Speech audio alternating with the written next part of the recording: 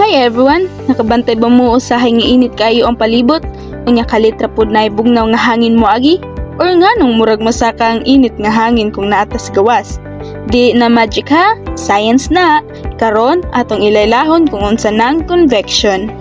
Ang convection magsugod na sa pinakagamay nga level sa molecules.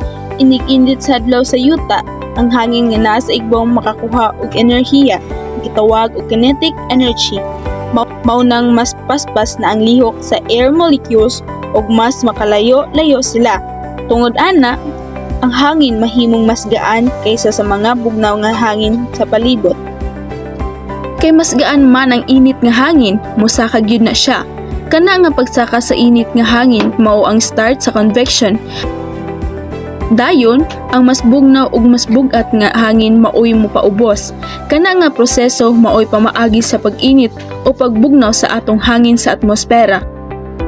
Nanglitan sa init nga kwarto, ang init nga hangin mosaka pangadto sa kisami, pero inig pa-under nato sa electric fan, matabangan niya nga ipagkatag ang bugnaw nga hangin ug isagol kini sa init nga hangin.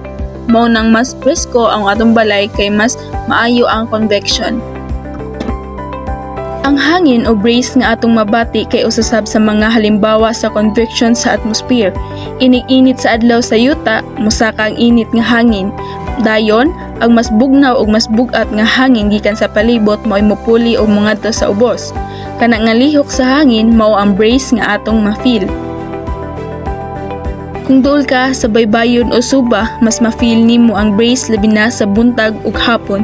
Katungod ang yuta mas paspas moinit kaysa sa tubig.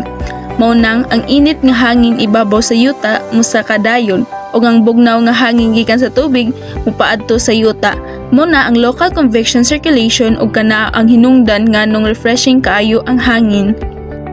So sa sunod higayon nga makabati ka og brace or makabantay ka nga murag mosaka ang init nga hangin, hinumdumi, convection na siya in action.